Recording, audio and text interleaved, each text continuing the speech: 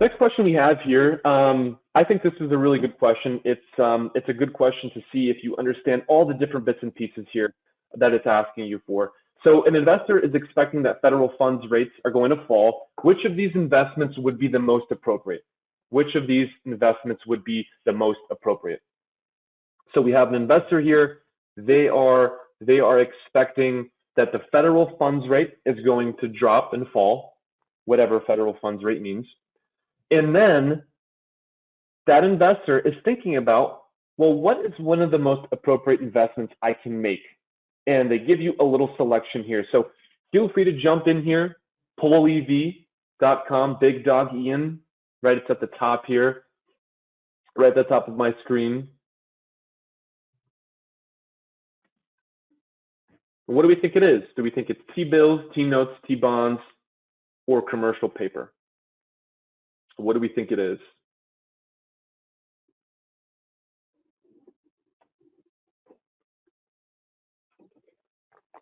Let's give this one 30 more seconds here for all of you who have yet to answer.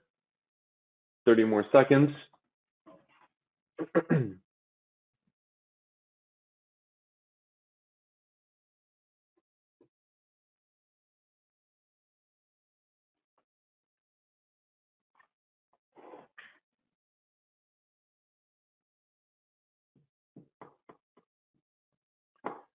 Cool. Let's wrap this one up. So the answer here is going to be, well, let's see what everybody said.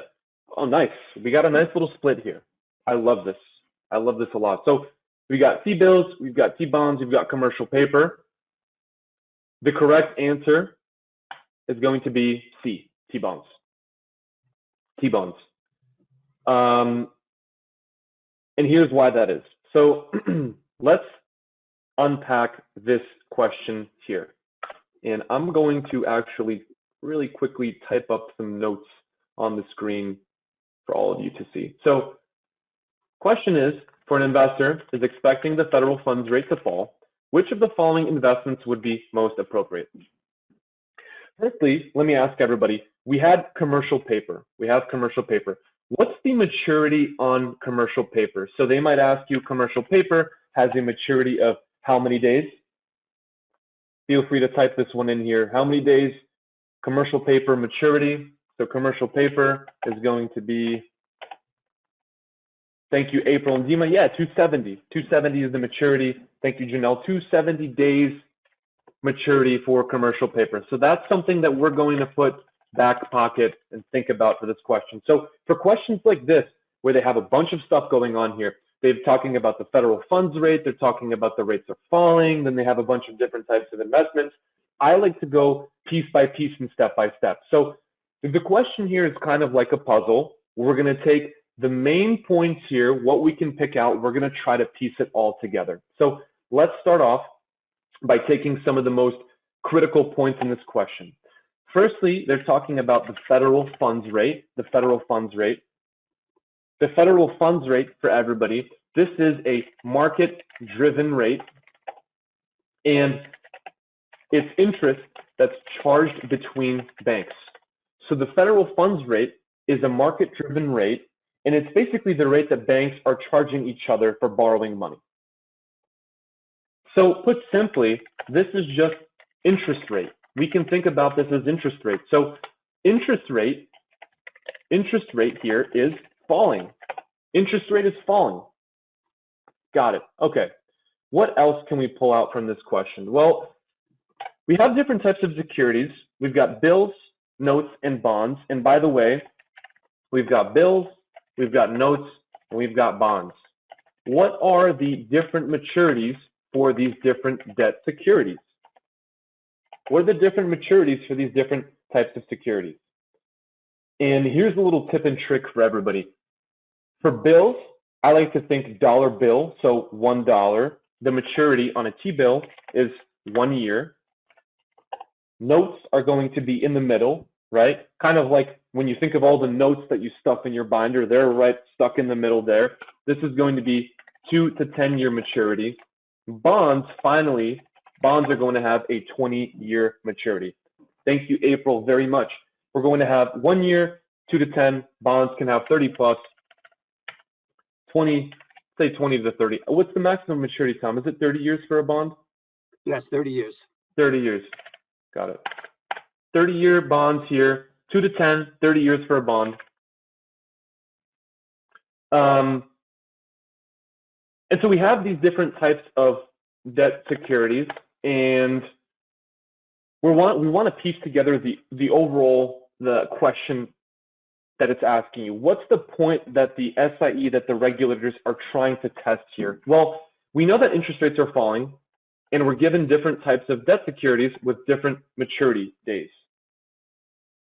So my question is here for everybody, is there a relationship between interest rates and bond prices?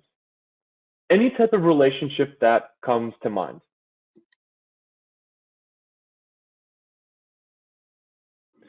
So when we're talking about interest rates here, there's an inverse relationship. Exactly, there's an inverse relationship between interest rates and bond prices. There is an inverse relationship between interest and bond prices. And so in this question here, rates are falling. So if rates are falling, which way are bond prices going to swing? Up, right? Bond prices go up. Bond prices go up. So rates are falling. That means that bond prices are going to go up. Got it. So another key piece to this question is we have to know which type of bonds are most sensitive to changes in interest rates. So my question to you is, which of these debt securities are going to be most sensitive to the change in interest rates? Which of these securities are going to be most sensitive to changes in interest rates? And I'll give you a hint here. It's called duration. It's called duration.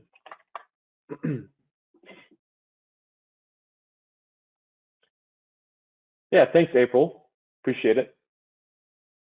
Yeah, T-bonds. T-bonds, the longest duration. Exactly, Abena, exactly. Duration is measuring the sensitivity of bond prices to changing interest rates. And duration is basically saying, if you have a long maturity and a low coupon, you're going to be the most sensitive to fluctuation in interest rates. In this question here, we don't know what coupon rates are paying. That's fine, that's irrelevant for this question, but we do know the different maturity dates. We know that bills are 1 year, dollar bill, 1 year, notes 2 to 10 years, bonds 30 years maximum maturity there. Commercial paper, 270 days, that's the one that has the shortest maturity. So therefore, bonds are going to be the most appropriate. Why? Why are bonds going to be most appropriate? Well, rates are going to fall, bond prices are going to go up, so keen investors want to tap into that relationship and jump in before those prices start to skyrocket. So that's why C here is the correct answer choice. C here is the correct answer choice.